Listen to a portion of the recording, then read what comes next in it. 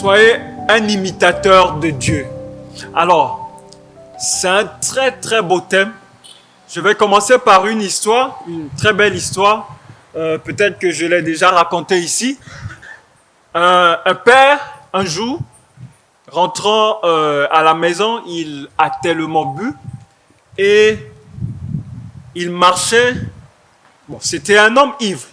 La manière il marchait, son fils l'a vu et le lendemain matin, son fils a commencé à marcher comme son père. Il marchait comme ça. Et son père, étonné, dit, mais pourquoi tu marches comme ça? Il dit, mais papa, je t'imite. C'est ce que tu as fait hier soir. Et dès lors, ce monsieur a dit, il ne va plus boire de l'alcool parce qu'il désire que son fils imite ce qui est bon. Alléluia. Alors nous allons voir, c'est quoi un imitateur de Dieu? La Bible nous dit dans le livre de 1 Corinthiens chapitre 11, le verset 1.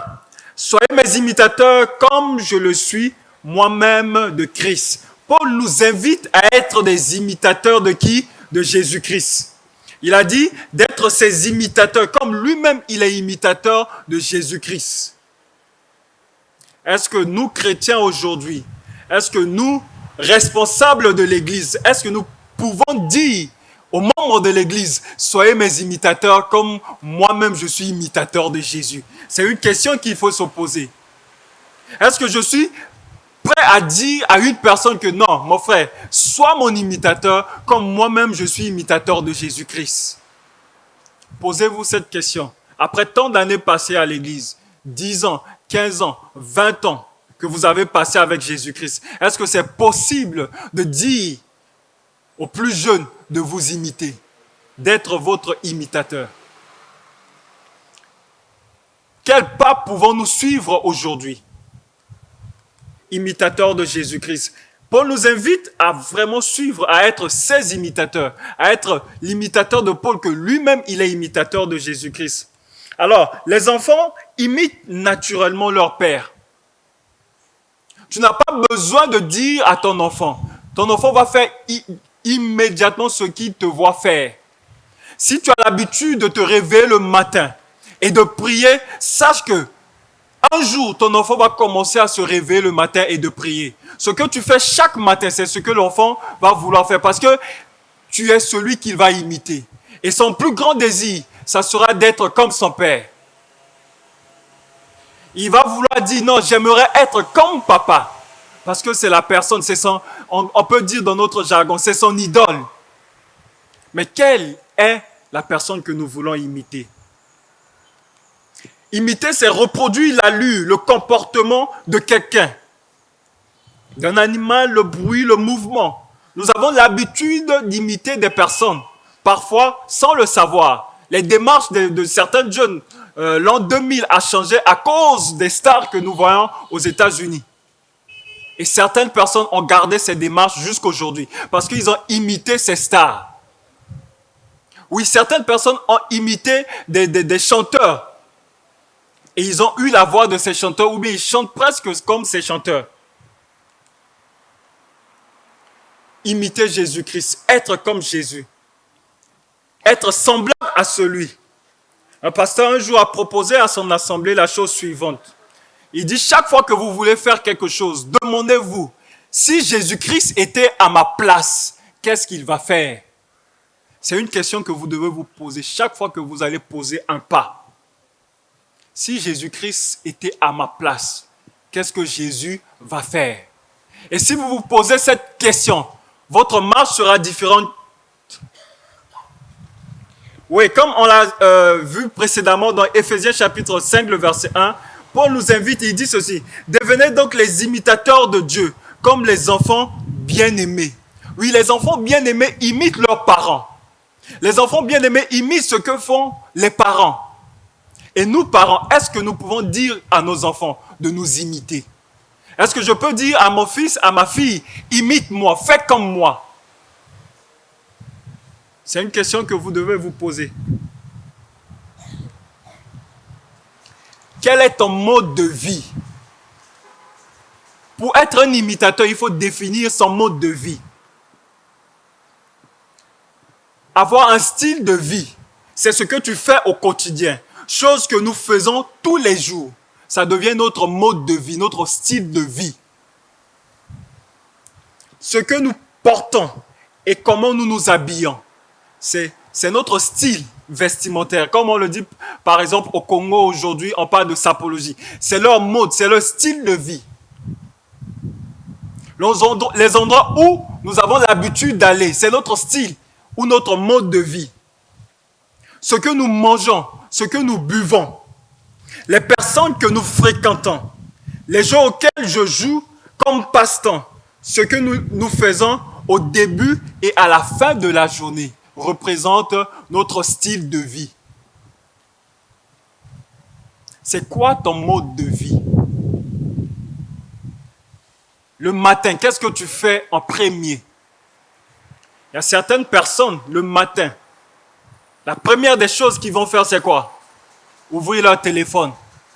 Donc, dès qu'ils se réveillent, ils vont commencer à toucher le lit, savoir où est-ce que j'ai déposé mon téléphone. Ils prennent le téléphone, ils commencent à lire les messages, à voir les statuts, répondre aux messages. Ça devient leur mode de vie. Mais est-ce que c'est ça la vie d'un chrétien? Et la dernière chose qu'ils font, c'est quoi? C'est de pouvoir manipuler le téléphone jusqu'à ce qu'ils s'endorment même. Je connais des gens même, ils manipulent jusqu'à ce qu'ils t'envoient des messages où lui-même, il ne sait pas ce qu'il a écrit. Tu vois des lettres se suivent, après demain, tu dis, mais ce que tu avais envoyé là, je ne sais pas ce que tu veux dire. Dis, mon frère, le sommeil m'avait emporté. Je me suis endormi quand je t'écrivais. Ils dorment avec leur téléphone. C'est devenu leur style, leur mode de vie. Ils dorment avec la télécommande en main. On arrache la télécommande, il va au lit. Il dit non, il ne dormait pas. Et les paroles que nous avons aujourd'hui, les paroles courantes que nous avons aujourd'hui, c'est que nous allons essayer de détecter certaines choses. Nous avons l'habitude de dire quelque chose m'a fait dire cela. Quand je prononce des paroles, mais je ne sais pas, quelque chose me fait penser, me fait dire. Quelque chose m'a fait faire cela. Non, j'ai l'impression que ça ne vient pas de moi. Mais quelque chose extérieur à moi me pousse à faire quelque chose.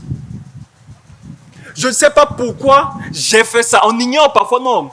Mais je ne sais pas, c'est pas moi. Je ne sais pas, mais je l'ai fait. Je ne sais pas qu'est-ce qui s'est passé. Quelque chose m'a parlé. J'entends des voix. On a l'habitude de dire non. Il y a une voix qui m'a dit. J'ai fait ceci. Mais je pense que ce n'était pas vraiment ce que je voulais faire. Oui, cela nous arrive et on va découvrir pourquoi. Qu'est-ce que cette chose qui vous pousse? J'aimerais vous dire ce soir, ce que nous disons, non, il y a quelque chose qui me pousse à faire soit le bien, soit le mal.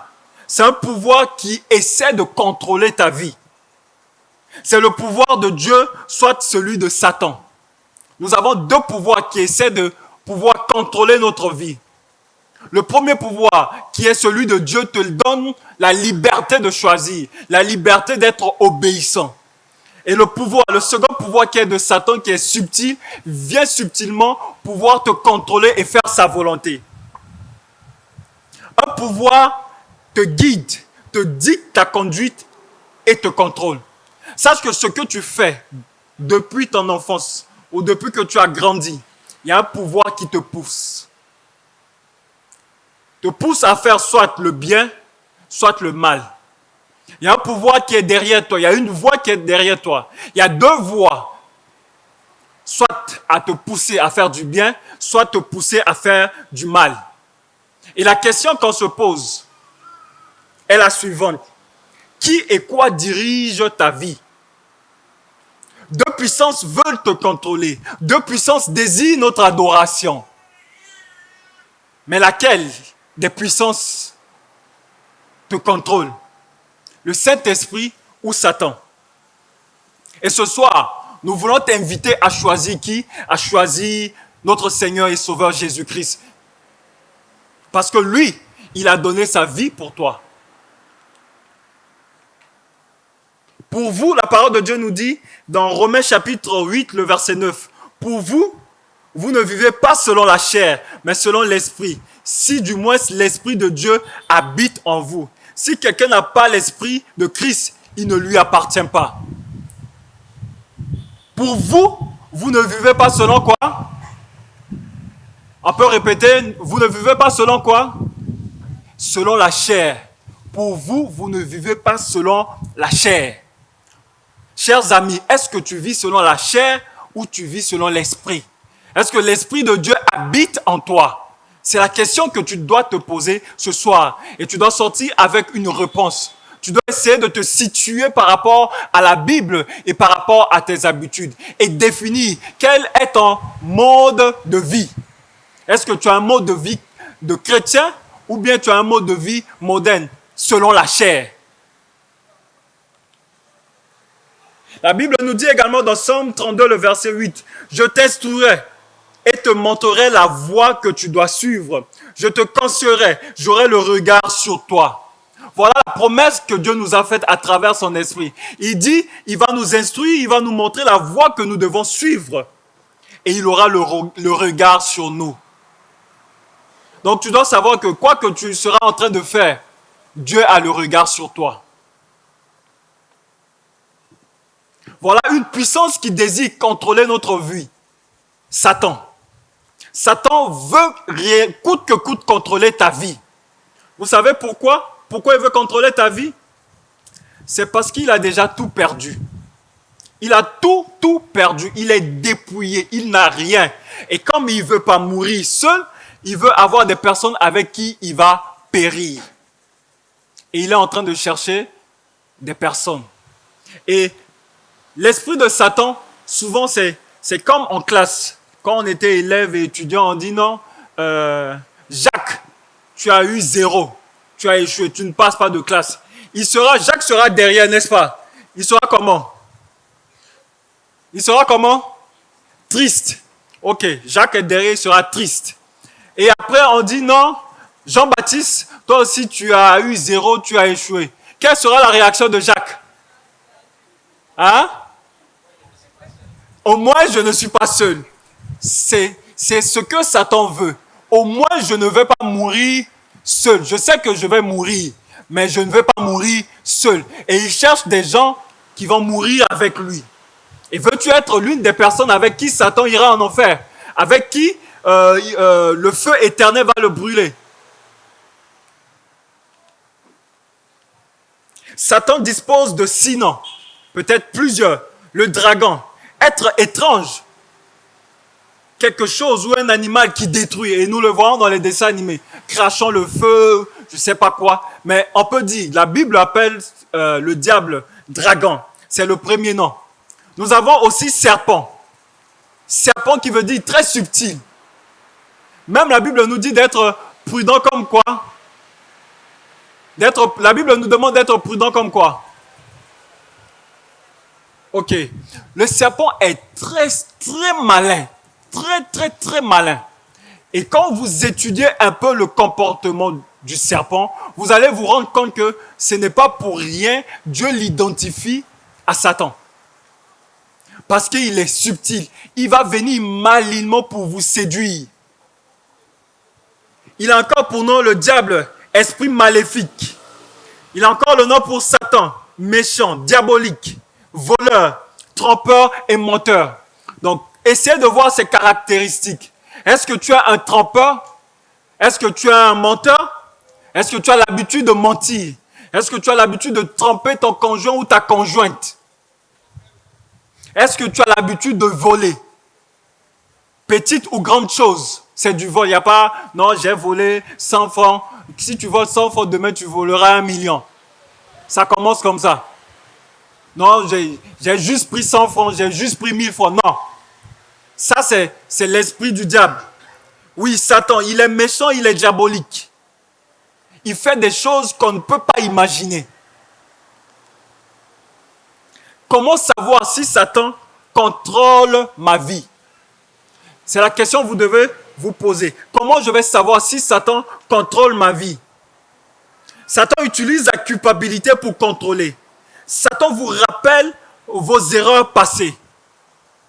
Il vous rappelle l'échec, l'avortement que vous avez peut-être fait dans le passé, le divorce, les actes immoraux que vous avez commis. La culpabilité vous rend agité et craintif.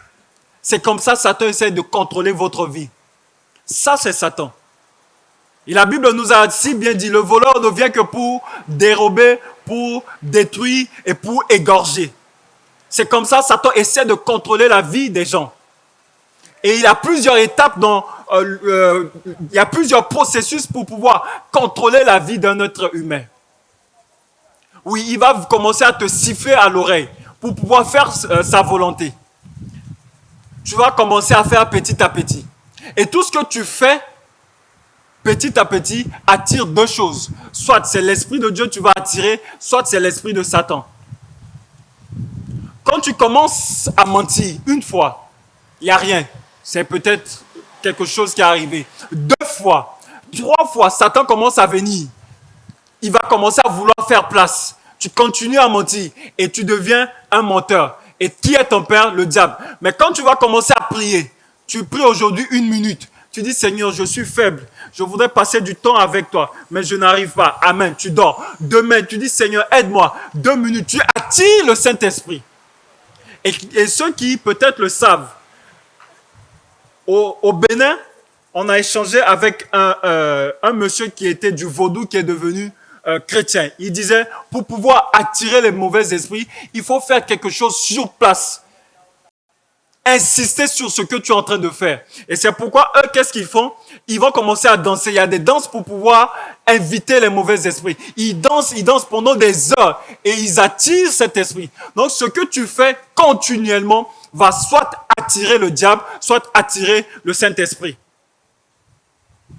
Si tu pries continuellement, tu attires le Saint-Esprit et tu as la puissance du Saint-Esprit. Si tu lis continuellement ta Bible, tu attires le pouvoir divin. Et si tu commences à faire continuellement le mal, tu attires l'esprit mauvais. Satan utilise également la culpabilité. Satan vous rappelle vos erreurs passées. L'une des choses que Satan veut détruire, c'est la famille. Il désire détruire les familles parce que c'est une institution divine. Il déteste les familles. Il déteste Adam et il déteste la postérité d'Adam. Et il veut coûte que coûte détruire toutes les créatures de Dieu. Satan peut venir. Tu dors et tu fais des rêves ou tu as des relations intimes dans ton rêve. Ça commence 1 fois. Ça commence 2 fois. Ça devient une habitude.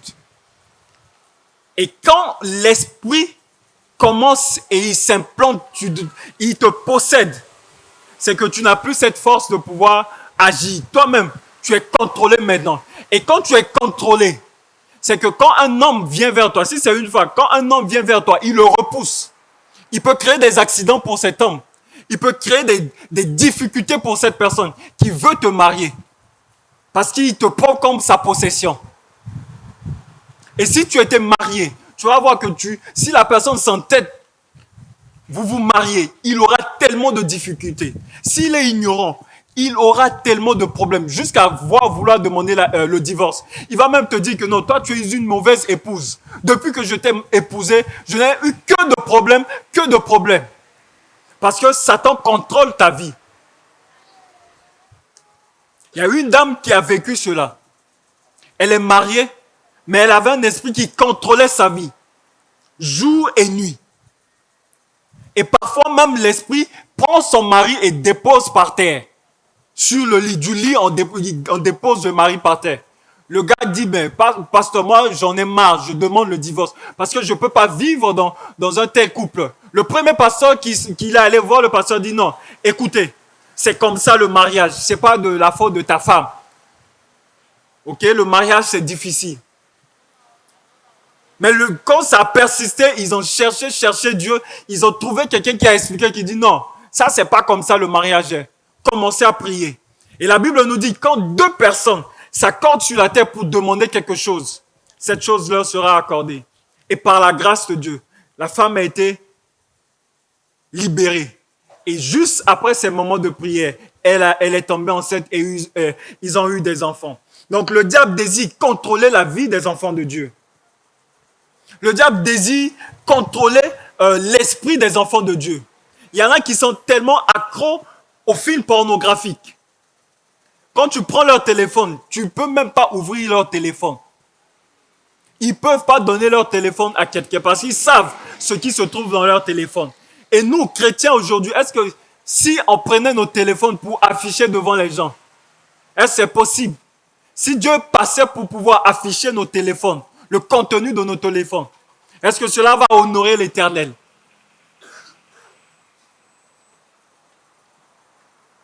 Comment savoir si le diable contrôle ma vie? Oui, d'autres sont tellement contrôlés par les cigarettes. Quand ils ne fument pas, ils ne sont pas à l'aise. J'avais un cousin qui est venu chez nous. Il fumait tellement à minuit, 2 heures du matin. Il va voir, s'il n'a pas fumé, il ne peut pas dormir. Il va trembler, il va aller frapper chez le boutiquier à 2 heures du matin. Oui, la science va nous parler de l'addiction. Mais qu'est-ce qui peut pousser l'homme à arriver à ce point? Oui, la science va nous démontrer des choses pour nous dire que non. C'est comme ça, c'est comme ça, c'est comme ça. Mais qu'est-ce qui peut pousser un être humain, avec toute sa conscience, à être aussi dépendant d'une mauvaise chose?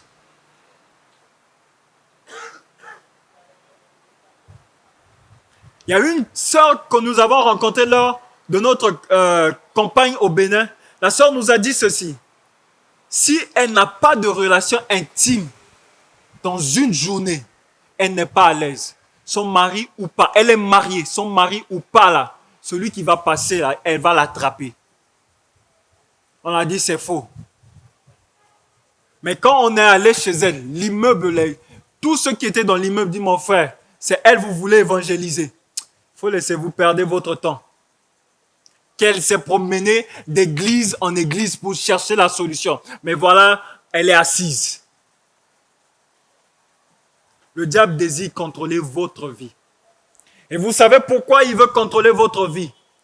C'est pour détruire votre corps, qui est le temple du Saint-Esprit. C'est pour vous détruire. Certaines personnes désirent jusqu'au point, ils désirent le pouvoir de l'ennemi. Jusqu'au point, ils vont commencer à faire des sacrifices. Ils sont prêts à faire des sacrifices pour pouvoir avoir le pouvoir.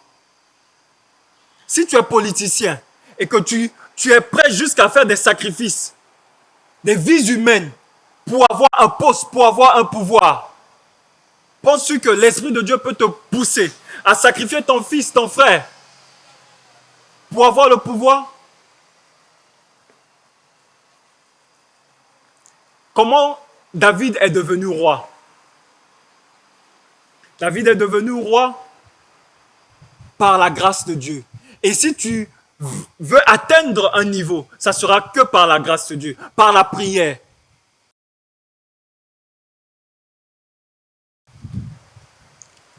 Mais si vous voyez ces choses qui contrôlent vos vies, sachez une chose. Rappelez-vous que Dieu pardonne. Rappelez-vous que Moïse était un meurtrier. Mais aujourd'hui, on parle de Moïse comme celui qui a marché, qui a vu Dieu face à face. Rappelez-vous que Saul était un persécuteur des apôtres, mais il est devenu apôtre de gentil. Rappelez-vous que Ruth était idolâtre, mais elle est devenue la grand-mère de Jésus-Christ. Oui, peut-être dans le passé, vous avez eu à avorter. Oui, vous avez peut-être consommé de la drogue, des substances qui ne sont pas des choses bonnes pour la santé. Oui, vous avez déjà été en prison. Oui, vous avez échoué auparavant. Mais le Christ a payé tout cela sur la croix. Dis à Satan de te laisser tranquille. Et j'aimerais te donner un secret ce soir. Si Satan te rappelle ton passé, dis-lui son futur. Alléluia. Si Satan te rappelle ton passé, dis-lui quoi? Son futur. Ton passé, Dieu a pardonné. Mais son futur, c'est quoi? C'est la destruction. Satan utilise beaucoup de choses pour pouvoir attirer les enfants de Dieu, pour pouvoir détruire les enfants de Dieu. La colère.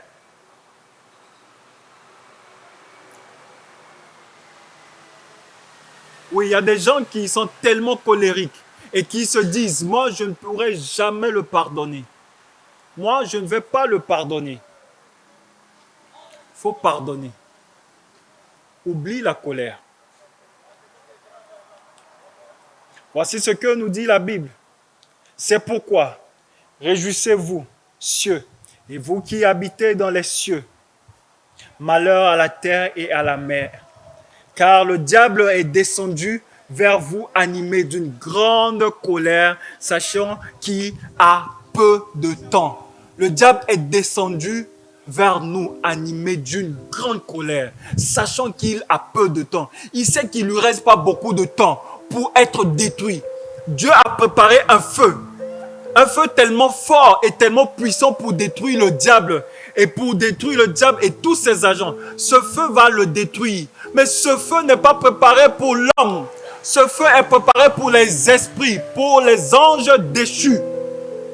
Imaginez-vous un instant quand nous touchons peut-être le feu à la maison, gaz ou bien l'allumette. Comment nous crions. Mais Dieu a préparé un autre feu très ardent pour détruire Satan, pour détruire les anges déchus. Et vous voudrez que ce feu vous touche? Vous voudrez faire partie de ceux qui seront détruits? Non, ce n'est pas le plan de Dieu pour vous. Ce n'est pas le plan de Dieu pour vous. Satan peut-être vous contrôle par la colère. Peut-être Satan pense à votre destinée. Il pense à la violence dans votre famille, dans notre pays. Il cherche comment amener la destruction dans le pays, dans la ville, dans le continent, dans la famille, dans les relations. Mais ce soir, tu peux choisir d'être comme Satan ou tu peux également choisir de suivre Jésus-Christ. Mais sache que le choix que tu feras, soit ça t'amènera à la vie éternelle, soit cela t'amènera à la mort éternelle. L'une des choses que Satan utilise, c'est la peur et le doute. Satan fait naître en vous la peur du futur, la peur d'affronter le mal, d'affronter le jour, la peur des choses qui peuvent arriver le lendemain. Satan essaie de mettre en vous la peur et le doute. Peut-être il va te dire que non, pour tes études, tu ne vas pas y arriver. Tu ne peux pas faire cette filière. Tu ne peux pas entreprendre. Tu ne peux pas faire ceci. Tu ne peux pas faire cela. Satan utilise ces choses. La Bible nous dit dans Luc 12, verset 15. Puis il dit à tous, gardez-vous avec soin du désir de posséder, sous toutes ses formes, car la vie d'un homme, si riche soit-il, ne dépend pas de ses biens. Oublions les choses du monde, parce que toutes ces choses périront. Parce que ce que nous voyons, cela va passer, cela va périr. La véritable foi en Dieu est en effet une source de richesse, qu'on sait être content avec ce qu'on a. Ce que Dieu vous a donné, acceptez. Alors ce soir, vous avez une décision à prendre. Vous avez une décision à prendre, soit de suivre Satan, soit de suivre Jésus-Christ. Satan utilise l'amour du pouvoir, l'amour de l'argent, l'amour des choses terrestres pour vous attirer. Il veut vous attirer tellement vous aimez l'argent que vous êtes prêt à tout. Des hommes, parfois, à cause du poste, ils se donnent à un autre homme. Des femmes, à cause du poste marié, elles vont se donner à un autre homme.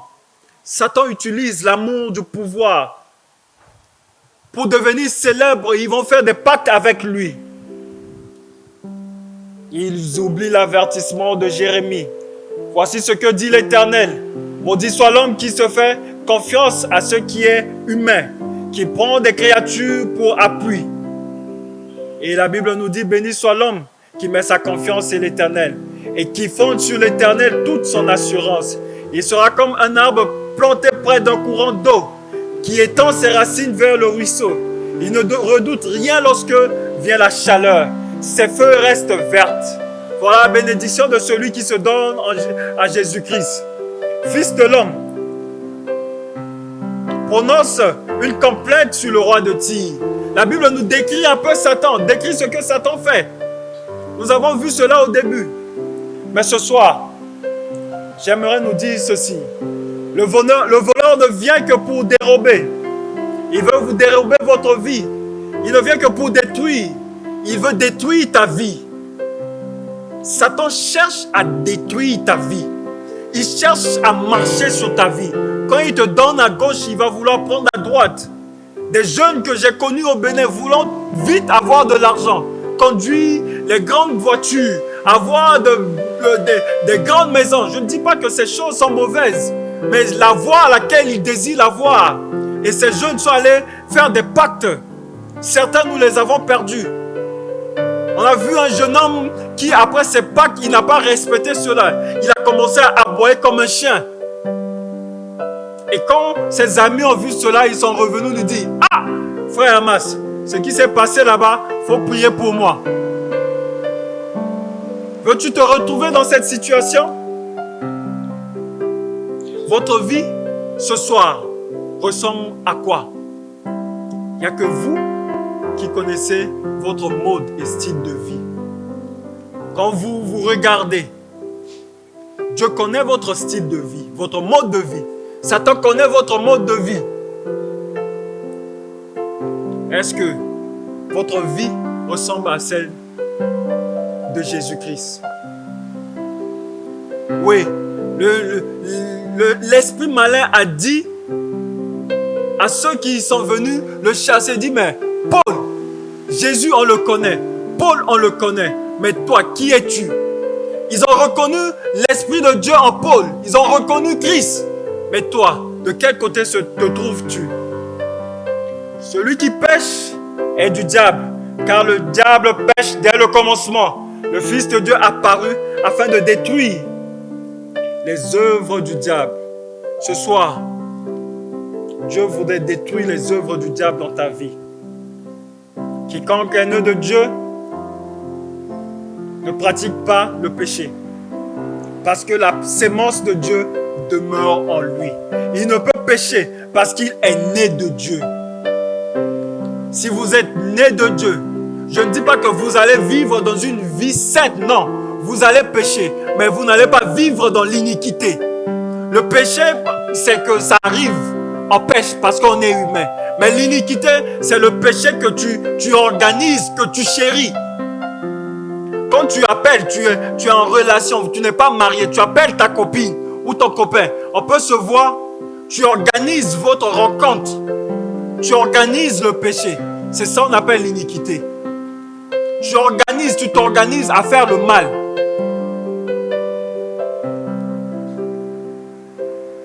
Quel est le style de vie de Jésus-Christ? Le style de vie de notre Seigneur est simple. Il dit: je viens, et il est écrit de moi dans le livre pour faire la volonté de Dieu. Le style de vie de notre Seigneur Jésus-Christ est très simple, pour faire la volonté de son Père. Est-ce que vous faites la volonté de Dieu? La volonté de Dieu se trouve dans sa parole. Je ne puis rien faire de moi-même. Selon que j'entends, je juge, et mon jugement est juste, parce que je ne cherche pas ma volonté, mais la volonté de celui qui m'a envoyé. Ce soir, ne cherchez pas votre volonté. Ne cherchez pas à faire ce que vous voulez, mais cherchez à faire ce que Dieu veut de vous. Jésus-Christ, son attitude, il était Dieu, mais il est humble. Puissant, mais il est bon. Il s'est fait homme, mais sans péché. Omnipotent, mais serviable et accessible. Roi des rois, mais désintéressé. Se mêlant aux pauvres. Oui, Jésus-Christ s'est mêlé aux pauvres. Il y a des gens, quand ils atteignent des niveaux, ils disent que non, ils ne peuvent plus s'asseoir sur ces bancs. Ils ne peuvent plus manger avec tel. Ils ne peuvent plus rester ici. Parce qu'on l'a nommé peut-être ancien d'église. Parce qu'on l'a nommé ministre. Il ne vient plus à l'église s'asseoir avec les autres. parce qu'il est devenu DG. Il reste à des postes, à des lieux reculés. Et il cherche des gens de son rang. Mais Jésus-Christ, qui était roi des rois, il est descendu sur la terre. Quel est votre style de vie? Qui est responsable de votre style de vie? L'esprit ou l'attitude du Christ? Jésus-Christ était humble, paisible, doux, bienveillant et bon, serviable. Voudrez-vous ce soir avoir le style de Jésus-Christ? Jésus-Christ est notre secours. Ce soir, tu as le choix. Fais ton choix. Fais ton choix. Voici la résolution à prendre que nous allons partager avec vous ce soir. Pour finir, prendre la résolution de ne pas vivre dans un péché connu. Décider d'aimer et d'obéir à Dieu à tout prix. Quoi que cela va me coûter, je veux obéir à Dieu. Prendre la résolution de ne pas garder de rancune envers qui que ce soit. Prendre la résolution de ne pas garder de colère dans son cœur. Résolvez-vous de faire connaître votre choix à votre Dieu. Faites ce que Christ vous demande. Vous avez goûté que le Seigneur est bon. Moi, j'ai goûté. Je sais que le Seigneur est bon. Celui qui vous appelle est fidèle. C'est aussi lui qui le fera. Le choix, comme on le dit, la balle ce soir est dans votre camp. Et Jésus-Christ dit ceci: prenez mon joug sur vous et recevez mes instructions, car je suis doux et humble de cœur. Au contraire, puisque celui qui vous a appelé est saint, vous aussi soyez saints dans toute votre conduite. En effet, il est écrit: vous serez saints, car moi, je suis saint. La parole de Dieu nous confirme: sois comme Jésus-Christ. Sois comme Jésus-Christ. Nous t'invitons ce soir d'être comme Jésus-Christ.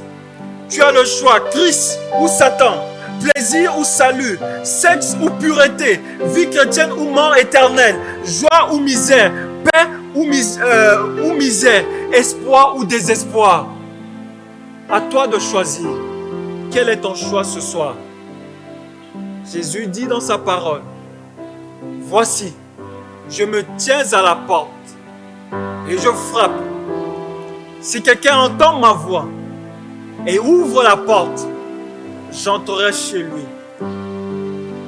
Je mangerai avec lui et cette personne avec moi. Y a-t-il quelqu'un qui est lié par Satan, que ce soir qui voudrait briser ses chaînes et devenir libre et appartenir à Jésus-Christ? Y a-t-il quelqu'un qui est contrôlé par un esprit qui n'est pas de Dieu et qui désire être libre et repartir d'ici, libre?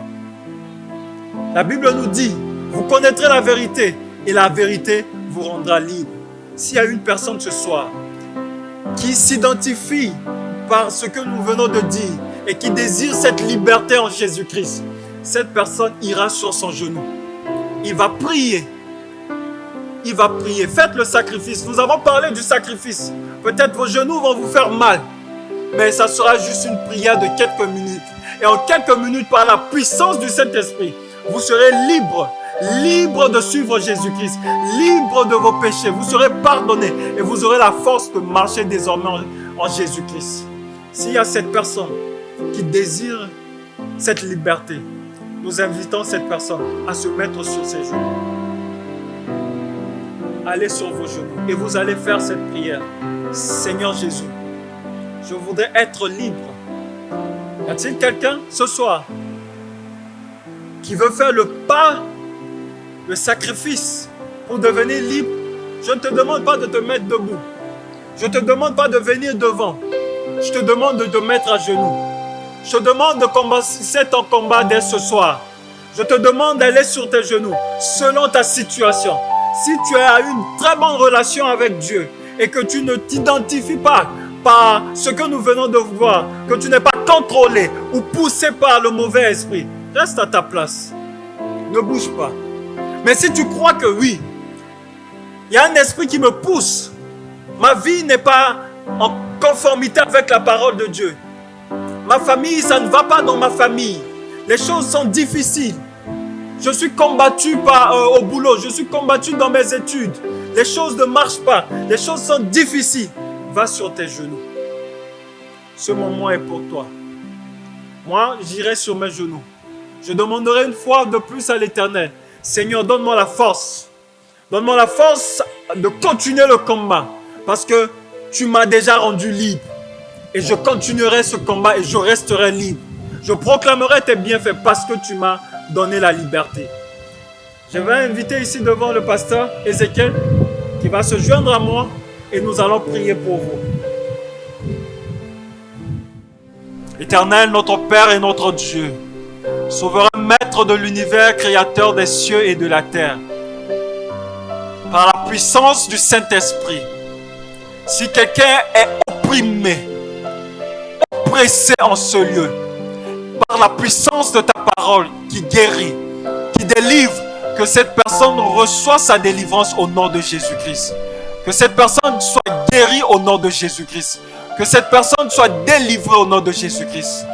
Que le feu qui traverse ton trône, ô roi des rois, traverse ce lieu, Seigneur, et libère, Seigneur, tes enfants. Et libère, Éternel, Seigneur, tes enfants. Oh, si quelqu'un est esclave de quelque chose, d'addiction, quelle que soit cette chose, que tu visites cette personne. Nous te faisons alliance, Seigneur. Tu as dit, quand nous allons t'invoquer, Abba Père, tu vas nous répondre. Tu vas agir même au-delà de nos attentes. Agis au-delà de nos attentes. Manifeste ta puissance pour tes enfants. Manifeste ta puissance de délivrance pour tes enfants. Libère-les, Éternel. Délivre-les, Seigneur. Et qu'ils confessent, Éternel, qu'ils ont reçu, Seigneur, ce soir, le divin toucher. Au nom de notre Seigneur et Sauveur Jésus-Christ. Amen. Tendre Père Céleste, que de bonté, de gloire, toi qui tout appartient, toi qui détiens entre tes mains chacun d'entre nous ici présents, toi qui as permis que nous puissions effectuer le déplacement jusqu'à ce point, Éternel Dieu, nous voulons te glorifier, te dire merci pour cette grâce que tu as mise à notre disposition ce soir. Tu nous as encore permis de pouvoir écouter ta parole. Et tu nous as permis de pouvoir savoir que nous pouvons t'imiter. Nous pouvons faire comme toi. Nous pouvons, Éternel Dieu, marcher selon ta volonté. Tendre Père Céleste, s'il y a quelque chose que tu désires le plus dans la vie de chacun d'entre nous ici-bas, en tant qu'être humain, c'est que nous nous remettons en tes mains. C'est que nous acceptons de nous abandonner à toi seul. C'est que nous acceptons de marcher avec toi, Éternel Dieu. Tendre Père Céleste, alors que ton Fils Jésus-Christ quittait ce lieu, cette terre, tu as permis, par ta grâce, que nous ne restons pas orphelins. Que ton Esprit Saint demeure avec nous. Éternel, cet esprit-là que nous te prions de continuer à nous donner. Que cet esprit continue à agir dans la vie de chacun d'entre nous. Éternel, de posséder tes enfants que nous sommes. Nous ne sommes pas créés pour être possédés par autre chose. À part toi seul, Éternel Dieu. Éternel Dieu, ce soir encore, tes enfants sont venus s'humilier devant ta sainte gloire. S'humilier devant ta divine présence, ô Père. Ne les laisse pas partir comme ça. Permets par ta grâce, ô Père, que ces enfants qui sont là aujourd'hui, tes enfants, Éternel Dieu, que toi-même tu as voulu, que toi-même tu as appelé à toi, tant Père Céleste, connaissent la paix du cœur, la joie de marcher avec toi. Seigneur, nous voulons te dire merci encore. Merci infiniment, ô Père, parce que tu es un Dieu bon. Tu es un Dieu de miséricorde. Tu as compassion de tes enfants. Tu as compassion de l'être humain que nous sommes. Éternel, nous voulons te glorifier et te magnifier. Je prie au Père que par ta grâce, ô Père, que ta main et ta main toute puissante repose chacun d'entre nous ce soir. Et que quels que soient les défis auxquels nous sommes confrontés, quelles que soient les situations qui nous dépassent au jour d'aujourd'hui, Éternel Dieu, nous puissions être au-dessus de toutes choses. Car tu nous as donné la force et tu nous as donné la puissance de pouvoir le faire. Soutiens-nous tous, garde-nous et permets par ta grâce que chaque jour, nous puissions donner des témoignages dans l'honneur. Assiste tes enfants et bénis ces moments particuliers. Au nom de ton Fils Jésus. Amen. Puissance, louange, honneur à l'agneau de Dieu, le roi des rois, le prince de paix, Emmanuel Seigneur. Puissance,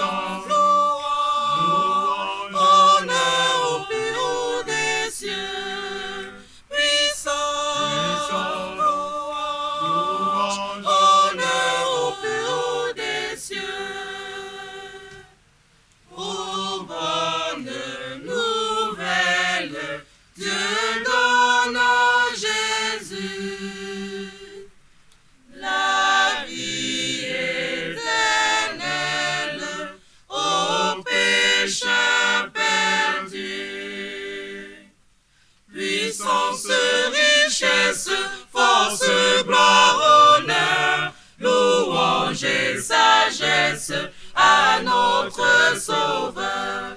Puissance, richesse, force, gloire, honneur, louange et sagesse à notre Sauveur.